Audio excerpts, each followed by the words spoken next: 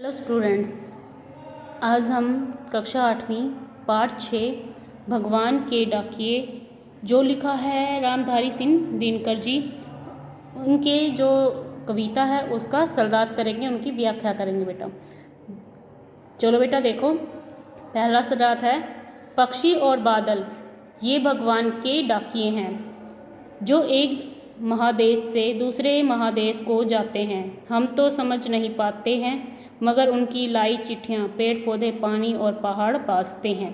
बेटा महादेश यानी कोई बड़ा देश और बाँचना यानी पढ़ना।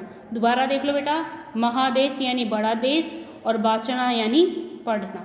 तो बेटा इसका जो व्याख्या है वो ये है, कवि कहना क्या चाहता है? कवि कहना चाहता है कि पक्षी और बादल भगवान के ही डाकिए हैं।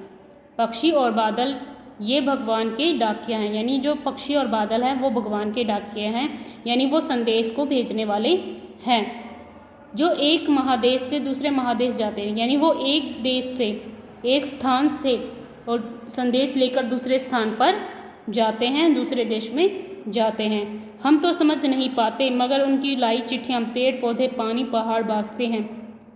यानी मनुष्य इनके द्वारा लाए गए संदेशों को समझ नहीं पढ़ सकता या समझ नहीं सकता। दोबारा देख लो बेटा, हम तो समझ नहीं पाते।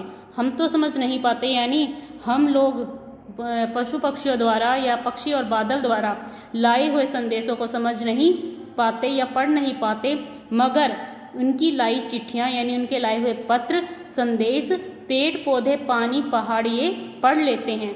यानी ये जो संदेश है ये पेड़ पौधे पानी जो भगवान के जो डाकियाँ हैं पक्षी और बादल हैं वो लाते हैं, एक देश से दूसरे देश में पहुंचाते हैं और इन्हें सिर्फ केवल पेड़ पौधे पानी और पहाड़ क्या करते हैं? पढ़ पाते हैं या समझ पाते हैं। बेटा ठीक है बेटा, ये हो गया हमारा पहला सल्ला। बेटा पहले का भावार्थ क्या हुआ बेटा हमारा, कि जो भगवान है वो हमें संदेश देता है या फिर पक्षी पशु है वो हमें संदेश किस बात का दे रहे हैं? वो हमें विश्व बंधुत्व का संदेश दे रहे हैं कि एक देश से दूसरे देश तक बिना किसी भेदभाव के आते जाते हैं। जैसे हम वैसे ही आप भी बिना भेदभाव के विश्व बंधुत्व को निभाओ, भाईचारे को निभाओ। बेटा दूसरा सल्लात है हमारा, हम तो केवल यह आंकते हैं कि एक देश की धरती दूसरे देश की सुगंध भेजती है और वह सौरभ हवा में तैरते हुए पक्षियों के पाँखों पर तिरता है और एक देश का भाप दूसरे देश में पानी बनकर गिरता है। कवि क्या कहना चाहता है बेटा? पहले इसके अर्थ देख लेते हैं कई वर्डों के। आंकते समझना, आंकना यानी समझना, फिर हमारा सुगंध यानी खुशबू, फिर सौरभ यानी सुगंध, तैरते उड़ते, पंखों पंखों, तिरता उड़ता या तैरता हुआ। बेटा इसमें रामधारी सिंह दिनकर जी कहते हैं संदेश है डाकिया, डाकिया बनकर कौन आया? पक्षी और बादल। तो ये भगवान का संदेश लाए हैं हम मानव के लिए। कवि कहता है हम मनुष्य तो केवल यही समझते हैं कि एक देश की धरती हवा के माध्यम से दूसरे देश की धरती को सुगंधित पवन भेजती है, यानी सुगंधित हवा भेजती है। वह सुगंध हवा में उड़ते हुए पक्षियों के पंखों पर तैरकर दूसरे देश में पहुंच जाती है।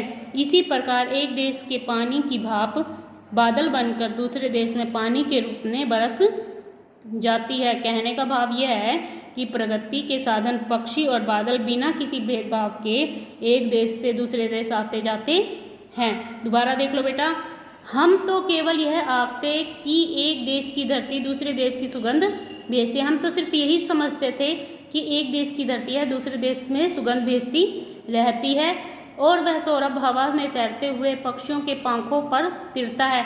यानी जो सुगंध है वो पक्षियों के पंखों में तैरता हुआ एक दूसरी हवा में घुल जाता है, यानी मिल जाता है, यानी दूसरे देश में पहुंच जाता है। और एक देश का भाप दूसरे देश में पानी बनकर गिरता है। यानी एक देश की जो पानी होता है वो भाप बनकर ऊपर बादल बन जाता है और बादल बनकर दूसरे देश में पानी बनकर गिर जाता है। हम यही समझते थे, लेकिन इसका सही अर्थ अगर हम कहें तो ये हमें संदेश देते हैं कि किसी भेदभाव भाव के एक देश से दूसरे देश में आते जाते रहें, जैसे कि हम पक्षी और बादल बिना भेदभाव के एक दूसरे के देश में आते जाते हैं। विश्व बंधुत्व को निभाएं, यानी भाईचारे को निभाएं।